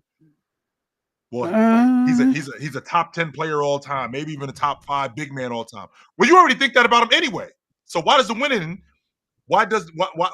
winning matter with that? Well, it does because some people, I'm one of those people, I care about winning too. But that's an example of winning bias. Because I don't call it bias more than I call it confirmation. I already think this anyway, but the winning just adds to it. Yeah. that's confirmation bias, Mhm. which is interesting that you said that. I just, you know what I think though, Pen? I think I have more of an issue just with the word bias in general. It's just the word Interesting. bias that I hate. Mm. It's Why? like, okay, sure, if that's what it's called, fine. I got a bias, but this is what I value. You know what I Hmm. mean? People have unconscious biases towards a myriad of things. Mhm. And this is data driven. This is proven.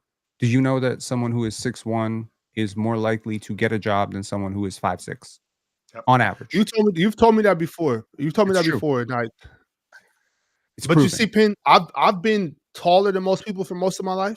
Yeah, but it doesn't And work for you. yeah, and so some things I just don't know. I just don't see, Right. you know. But like a But I person, believe you though. right. And I mean, there's disadvantages to being tall too, which you could speak to for sure. I'm sure there's a lot of disadvantages to being tall. You can see on top of cabinets. You can see that they're dirty. I can't. You Right. know what I mean? So See, there's a but see, Pen, that's my thing. I put stuff on top of the refrigerator all the time. I just like when I like where somebody might put it on the counter, I might just put it on top of the refrigerator. And my wife is 5'4". She's 5'3" and a half. oh my She's like, god. yo, where's the remote? Where's the remote? I'm like, it's right here. Like, I put it right there. Right. No, I'm saying biases exist in everything, Dark and ass we twin. I we can't all see up there like you do. yeah, but Right, but I don't think but about that. but Course some you people don't. some people inherit biases that they're not even aware of, and they just go through their whole life not realizing they have a bias, right? And it's like it comes from childhood. Like you might have a bias against people whose names you can't pronounce. That's not you Mhm. hate them. You just like, yeah, I prefer to deal with Paul than, some guy with 18 syllables in his name. I prefer not to, you have a bias towards familiar things versus unfamiliar things. So you tend to go to the same places over and over again. Not all biases are bad though. I mean, I'm sure you have a bias towards living than dying.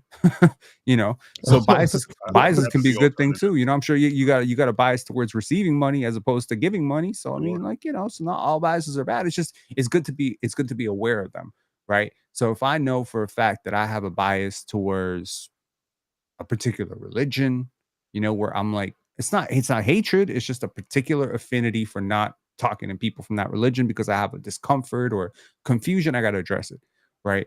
If I got a bias towards For sure, bro. like there's a lot of things people have biases towards. And most of them are just unconscious. People don't even know them. They're just programmed from childhood. Like Yeah. Yeah, Ox. Oh, the shoot the that. the best way You, to that's you. the best way to explain it is actually like there's Dude. 9 million strains of data that go on when we're making a decision. We're accessing like 50 of them. So a lot of the stuff is happening underneath the Mm, surface. Determines who we Yeah, date. copper. You know what I mean? There's a lot of women that would Yeah. say like they date a guy and they don't know. She just fell in love with him. And then later on, when you dissect it, you're look like, at the big girl. because it was the smell. Like he had a particular smell that was familiar to her from childhood. Like there Yeah. was a smell that made her feel calm. It's just there's stuff like that, It's like you have biases towards certain colors and stuff. So it's a long list. Once you open Pandora's box, it's big. And see, It's Ox, big. this is and that's a great point, man, that you just mentioned. Because I'm looking at what just transpired, right? Mhm. The big girl is in the post asking for the ball. She gets the ball. She ends up throwing it out in the double team. They get a turnover. We go back down. They get a three. That could be the difference in a nip-tuck game. When I throw you the ball in the post, Ox, and you got a mismatch on you, go to the basket. If you Yeah. miss, Right. that's fine, but you got to continuously put pressure on the rim. Right. You have to continuously do that. You can't go away from that. You got a one-possession game, Ox. See, chill. Like right now, like what we got right now with Alyssa Thomas bringing the ball up, and she has DeWanna Bonner, Sammy Wickham, and Kalea Good Copper shot. on the 3-point line. 3 knockdown shooters. Yep. Like this team is really good. You know what I'm Mm. saying? Like their offensive firepower, it's incredible. Now, and Satu's not even on the floor, chill. That's why I'm saying, like, if you take Alyssa Thomas off this team and put Asia Wilson on this team, chill, I I think did we're ask him looking that at question. Yeah, I think the offense changes. I think Asia's a damn good passer, but I think yeah. that with Alyssa being the hub and Alyssa being the primary ball handler, in addition to being a bucket getter, I just Look think look that at look at the floor right now, chill. Look at the spacing. Look at that whole paint that Asia will have to work with if she's on the floor. If let's say great if Kalea Copper or Sammy Wickham is bringing the ball up the floor now. it's a lot of space down there. You know what I mean? So I hear what you're saying, but they're all capable of moving the ball. Crack it. With that, My fault. I'm listening to you, Ox. yeah, and I'm not trying to knock Alyssa Thomas. I know I love Alyssa. So Fault. and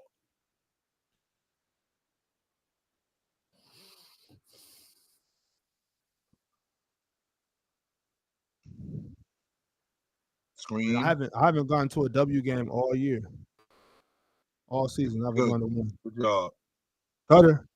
Oh, come on, you moving Ox, without the these are ball. 3 empty possessions, 3 of them in a Yeah. row. We got a turnover the trip before this. This one we didn't get any movement. We didn't get any passes. We got a shot real quick, and then we get a turnover basically on a jump ball.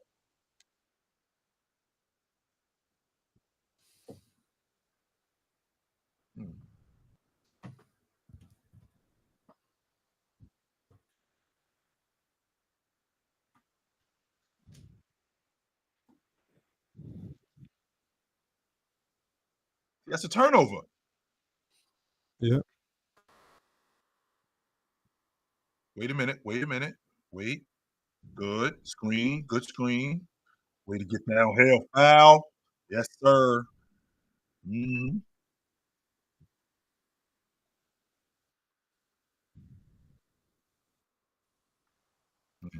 Check out Daniel Tice. Ox, I think what you call it. I think Germany's going to win the Eurobasket. I think they're going to win that tournament. I think they're the best team in the tournament. I think Serbia I like clears, Germany. but Germany's I've been good. real high on I Germany for think the Serbia got past the best player in the tournament. I ain't gonna argue that point. But I think Germany got the Chill, best team in the tournament. you see what we did, Chill? You see what we did? They just don't have a You see matchup that for him, number 2? Chill. You see what we did, Chill? Come on, man. Coming from seven, first of all, out the playoff race early, coming from 7-2, Mm. just like this. Ox, That's incredible. Phoenix is a game behind you guys. No, Right. I see that. I see that. I'm just saying just the movement though. Like there's been no movement in the race like the Las Vegas Aces. Asia did go on a tear. And I think that's the difference right there. Like she went on a tear, even though she is the best player in the game. But it started slow. Alyssa been this all season. But Sure, to your point, no. These last 12 games have been a run, but she's been doing this since early July. But she's playing way better over the last 12, 14 games, right? I think she's been playing better, but also I think there's a little bit of a winning bias right here, Pin, because when you go on a 12-game winning streak, it looks a little different. Well, I mean, her numbers are just way better. She's playing better. I can see that by watching her.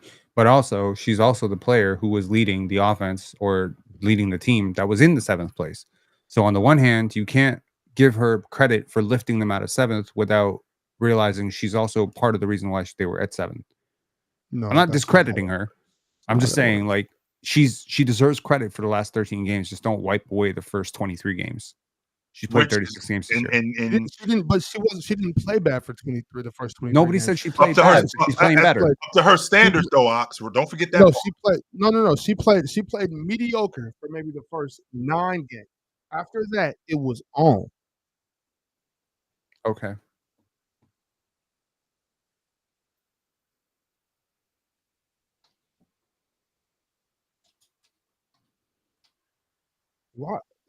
Why hasn't Jacquel touched the paint? Look, there you go. Get up in there, mix it up.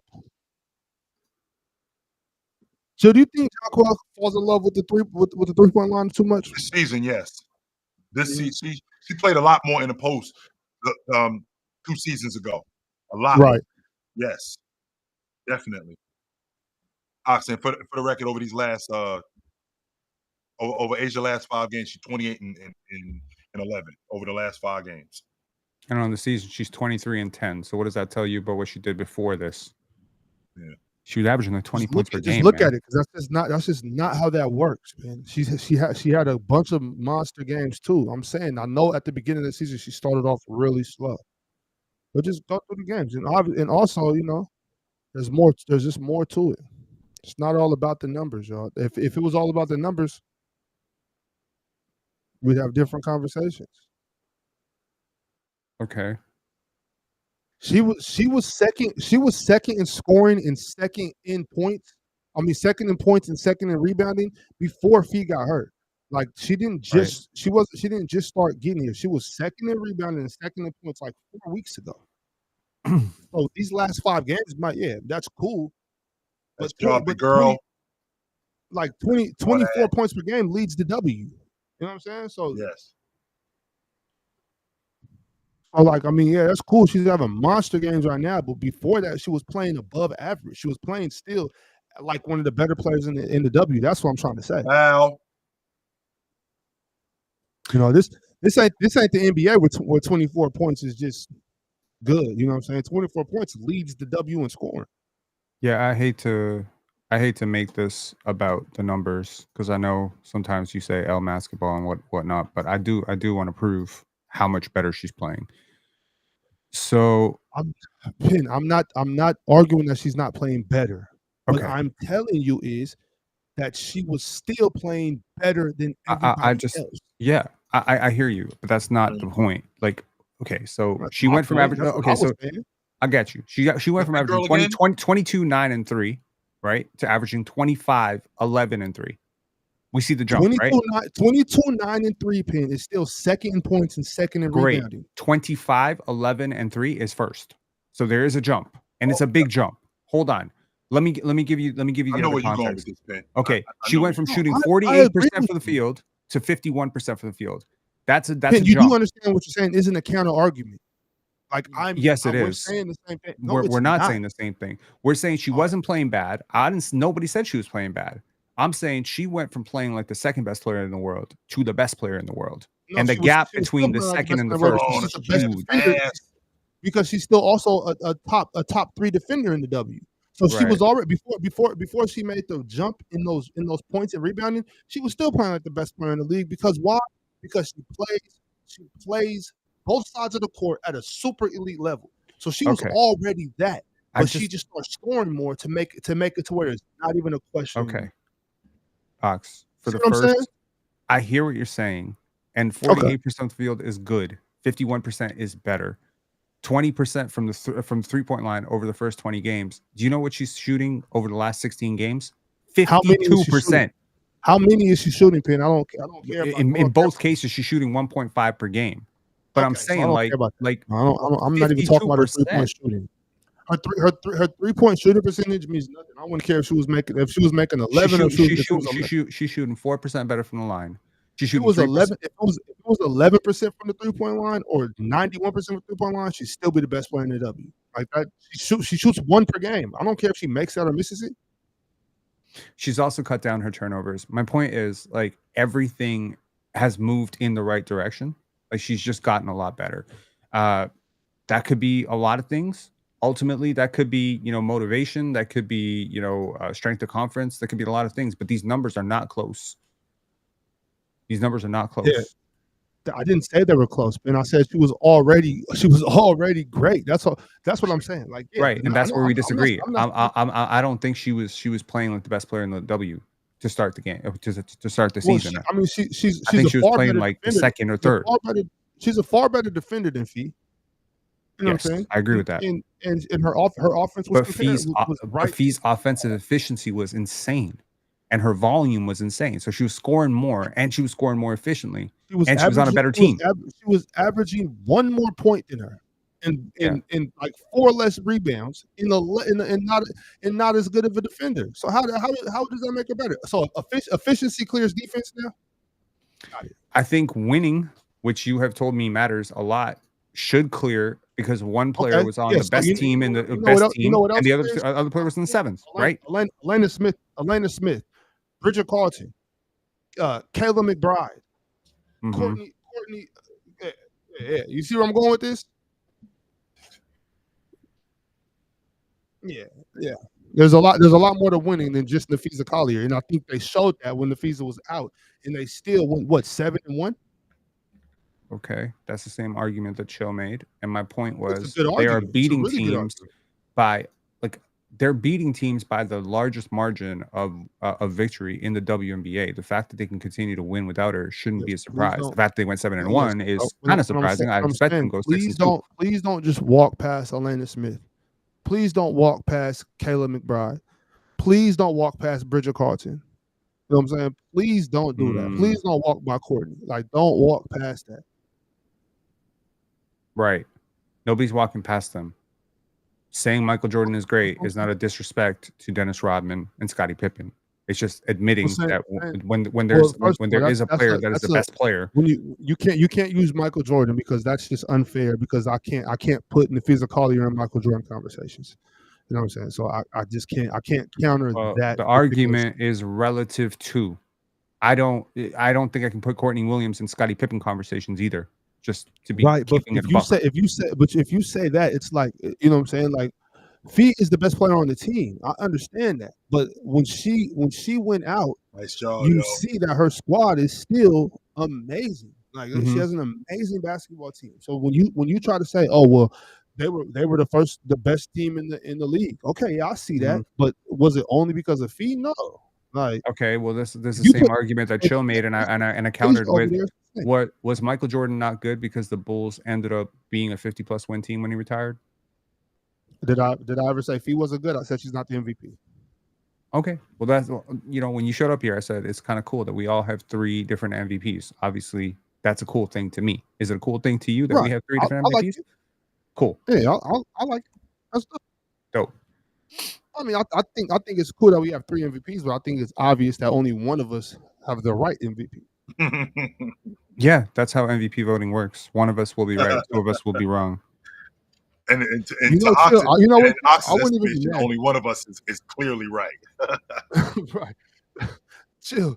The thing about it is, let's say Alyssa Thomas or Fee wins the MVP, I'm still going to feel like I'm the only one that was right. That's an ox bias. It's a bias towards yourself.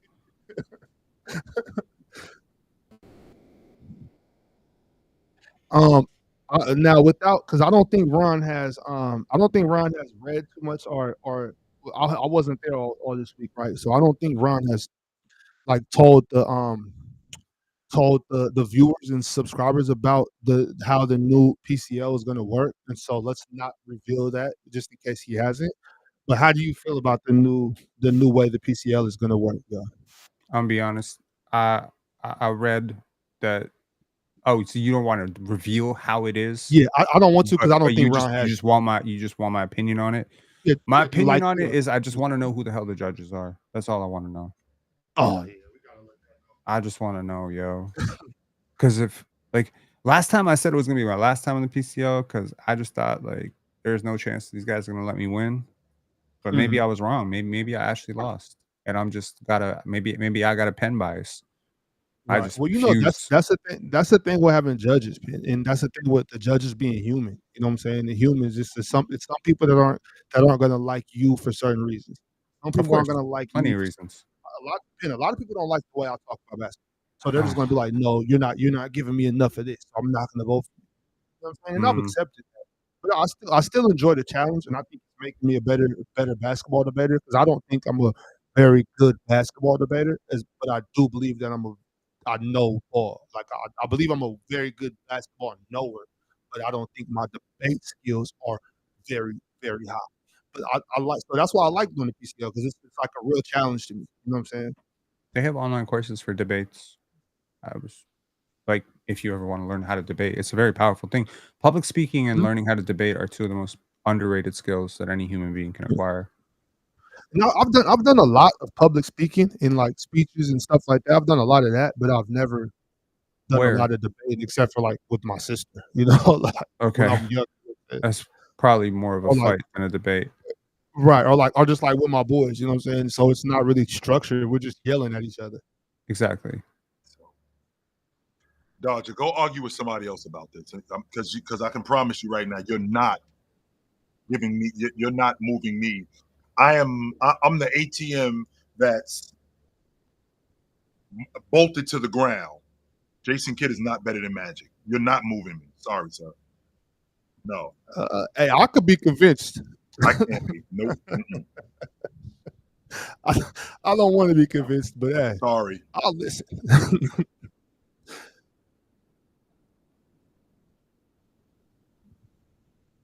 Jason Kidd was not a better guard defender than Gary Payton. So that's not true.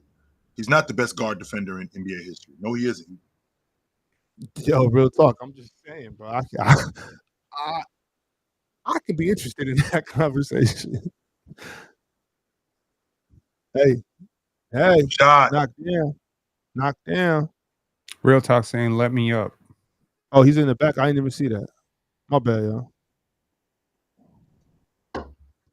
All right, now y'all keep it cordial. Now y'all keep it cordial, Good defense. please. Yo, I just wanted to say I don't like the new PTO rules. Oh, you don't like it? Real talk. I want to be accountable for me Without and giving me too much only. detail. That Right, sounds right. real selfish. I want to lose because some other person lost an argument. Like hell no. Well, Real I, talk. You ain't feeling losing because I went to the stripe and tricked the free throws. Yeah, I'm good. You ain't This feeling that. supposed to be 1v1, 1v1, 1v1. Real talk ain't feeling me throwing the ball in the second rows while we lost. Hey, good Pass. pass. If I lose, Hey. I lose. You know what I'm saying? I know it'd be because of me though. Yeah. Chill, Yeah. trick the free throws. That's killing us. And check out Natasha Mackham with this double-double, man. well, if you have a team that's willing to absorb, you can always send people Nope. notes. Foul. I know in the last PCL, I wanted to, I sent Jordan some notes and stuff because I wanted him to go further. So Is that a fact? yeah, of course. Oh wow. I Of feel course. like that's a conspiracy. That's not a conspiracy. I don't. I We wouldn't have call plenty. it that. We I have wouldn't call plenty it of that. time to prepare. We have plenty of time to prepare, and I gave him a little bit of feedback. But I just assumed we weren't passing notes around, you know. Damn. Well, So the whole time Frenchie's run was powered by Pigeon. Wow. No. It's not passing Pin, notes. Pin, you know I'm too bipolar for that type of information. Oh Lord. Don't tell Ox that. You're gonna get his blood pressure up. He don't need that kind of stuff in his life right now. He don't. Especially when he beat me in a debate that I know I won. Oh, I didn't help him with you. Yeah, it doesn't matter. I You already said promise it's too late. It's too late. Yo, this No. Definitely Definitely not with you. I helped him with I think I helped him with the Logan Carson thing on one subject. But yeah, like I mean, but that's the point. Like when you're a team, like provided you're a good teammate, you can actually help your teammates. In theory, it should help. Like the new PCL rules should help reasonable people. The only people it won't help is people like Real Talk. Screen. Foul.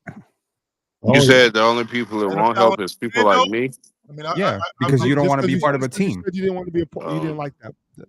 Yeah, So no, it's not gonna help you. You're just like I'm going my way. You fall on your own. Well, that's exactly the type of mentality. And honestly, I think if we as a PC content creators thought about it more this way, about instead of tearing each other down as much as we often do, we'd probably be better. We'd probably be better off. So maybe this is a good team building exercise. People be coming at me every single time I try to defend Chill in every single situation, but why wouldn't I try to defend someone who's on stage with me? That's stupid. Rick. Well, I was just saying about the new PCL. The old one is the 1v1 anyway. So I mean, that's all I was saying.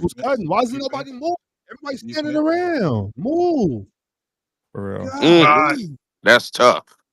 It turned out right, but that was just terrible. No, you can't just watch her get double teamed and stand around. You don't even believe that. The only reason why you're saying it is because Real Talk said it about Magic. So now that's the confirmation bias for you to now start talking about Magic the way you do. You really don't even believe that. But it's like I've never said Jason Kidd is better than Magic. Of course you didn't. And he don't even believe that. But he's got this thing about Magic, so he's gonna bring up guys like Jason Kidd's better than Magic. So in your estimation, Dodger, who else is better than Magic? Not because you don't just think it's Jason Kidd. Who else do you think is better? Please say Ray John. Please say Ray John. Who else do you think is better than him? Because you clearly don't think it's just. There you go. He did it. There you go. There you go. See what I'm talking about? Someone said TJ McConnell has an argument. Get out of here, man. Rondo is crazy. Oh boy. And this is why Rondo might be the most underrated player in the NBA. Man, that shopping plaza that's bolted to the floor. Ox, why are you so high on Ray John Rondo? Because I watched his whole career. I will tell you this. I don't know if there's 10 point guards I've ever seen as far as when it's time to buckle down and win games. I'm taking over Ray John Rondo. I'm with you on that. I'm with you on that. But would you take overall player Tony Parker? No. Tony Parker. Would you take Gary Payton? Ray John. Would you take Gary Payton? Would you take Jason Kidd? Would you take Magic Johnson? Would you take Steph Curry? Would you take Kyrie Irving? You get to 10 real quick. No, I mean you still weren't at 10, but yeah, that was like you named I'm like saying 7. You could get like 7 or 8. I'm saying you could get to 10 real quick. Yeah, but no offense. Ray John's good. Tony Parker, though. I said I didn't know about Tony Parker. I said I don't know. Oh, you don't know about Tony Parker? Do you know about Chris Paul? You know about Russell Westbrook?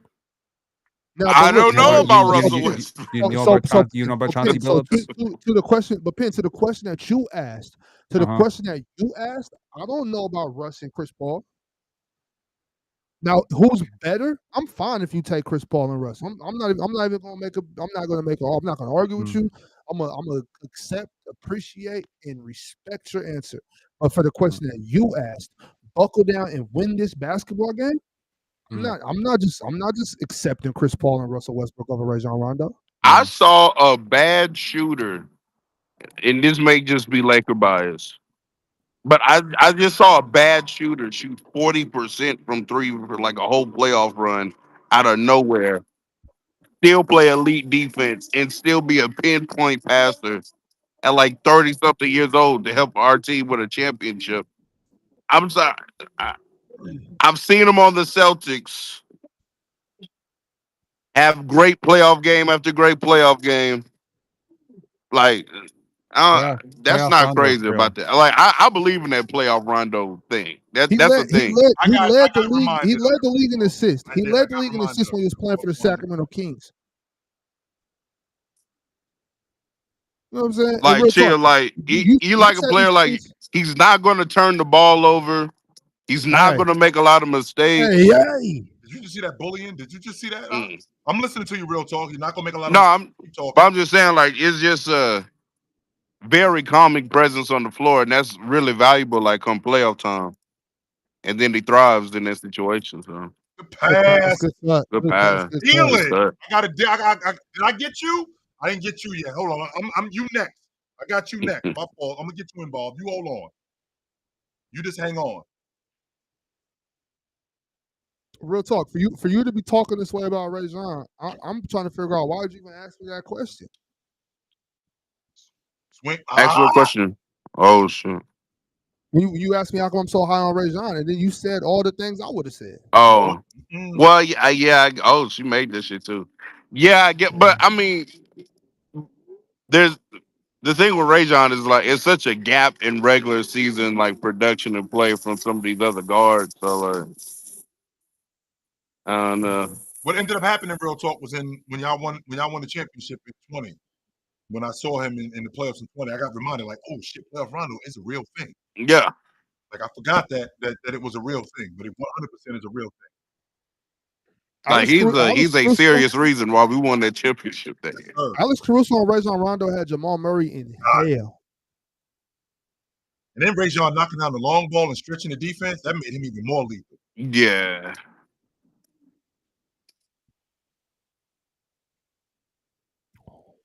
Is anybody gonna touch the paint? Come on, wait. Is anybody Nobody. gonna touch the paint? One person touched the paint. Nope. Mm-mm. yeah. They not getting no good shots right now. It's bad offense, y'all. They need Sabrina.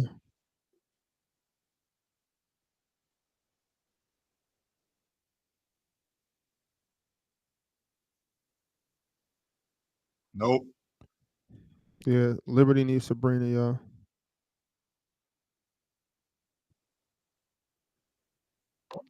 There you go, Stewie.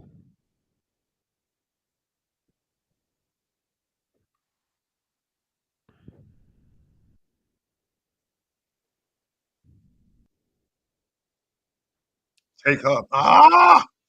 Okay. Ron, you just put your avatar thing on the screen, just pretend like you was at work today. He do that. He's done that twice already. But to Ron's point, Ron the real MVP today because I was at the house chilling and I almost missed practice. I almost You forgot about it? Mhm. Yeah, that happened to me a couple of weeks ago. So now I started Never putting it got in my the call like, calendar. yo, like where you at? Like, oh, wait a minute, practice don't start till 3. Kalia. Practice definitely started Mhm. at 2:00.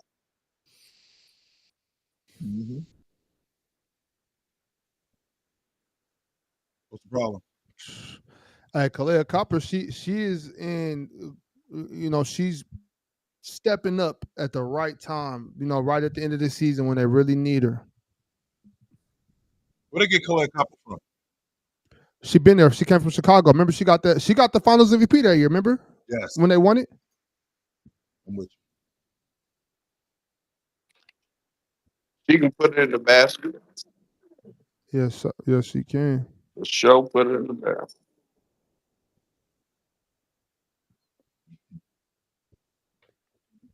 What's the gap between Bronny and Derek Fisher? How come nobody has blocked this dude yet? I'll get him out of here right now. No problem. I'll get him out of here right now. Bronny and Derek Fisher. What a weird comparison. It's big. It's really big. Get him up out of here. Damn. See ya. Get him up out of here.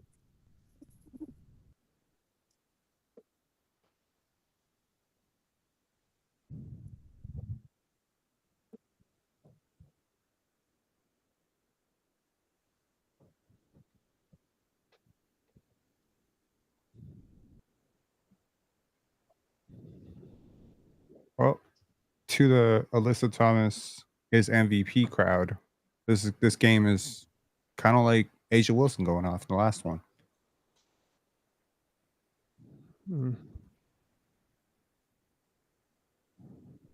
But who got banned? Traffic? No, traffic right here.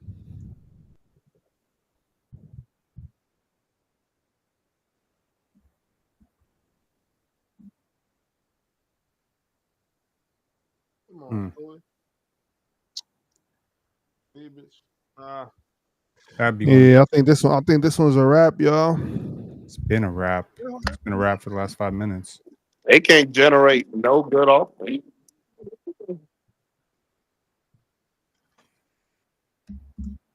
Nah, the Liberty not trash, Don. They just need Sabrina, that's all. And yes, before anybody asks, does she make up for 15 points? She most certainly does.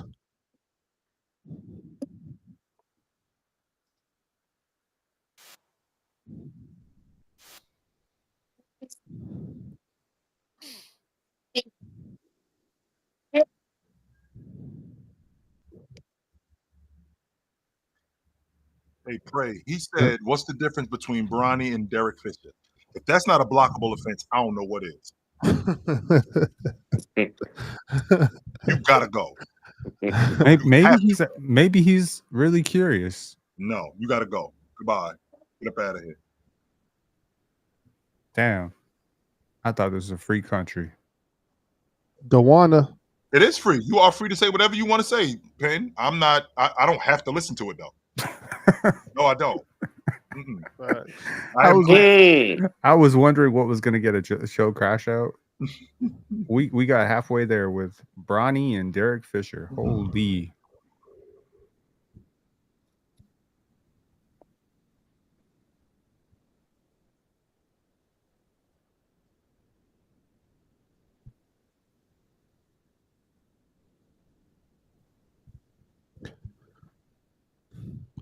But sure, you walked that back though, didn't you? About the Bill being better offensively than Hakeem thing. Yes. I couldn't even believe I said that. I had to go back and find out. I was like, you really said that? What the fuck? Hey, Chill, you know what's gonna happen, Chill? In about 8 weeks, when you watch Luka average 36 for the first 2 weeks during the season, you'll be like, you know what? Probably should have said that about Magic. I saw him today, and I said, "Watch what's going to happen. I already know what's going to happen this year. Luka going to get busy. He's going to have one of them stretches where 42, 38, 36, Chill, 41. already scored 70 and I'm going to have plus. to listen to this shit from these dudes all day long. Watch what's going to happen. I already know it."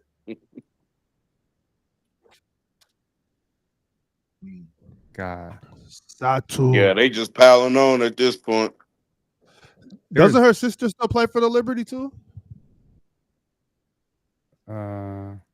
Yeah. Nyara or Niara. Damn. Like, chill. Magic would be Hallie in this era. No, he wouldn't. No, he would not. And that kind of stuff right there takes years off my life when I got to come up here and talk basketball, because you goofy ass dudes, I got to listen to you talk to me about basketball. When I hear stuff like he would be Hallie or some shit like that, like, give me a break, man. So it was a dude on Twitter today that was trying to force me to argue with him, because he was trying to tell me that peak LeBron and peak Shaq couldn't play together because they both needed to be in the paint to score. And I was like, okay, well, you're an idiot. You're just an idiot, and I'm not. I don't have to rebuttal to that dumb shit. And it's just like, oh, you just don't have a response. Like, okay. All right, bro, leave me alone. I'm not gonna talk to you about this. Like it's two things. Like if I know you're a Nimrod and I don't respect your basketball analysis whatsoever, I'm not gonna argue with you. Or if you just say something dumb like Shaq and Bron couldn't play together, I'm not gonna argue. I'm not gonna debate that with you. No way.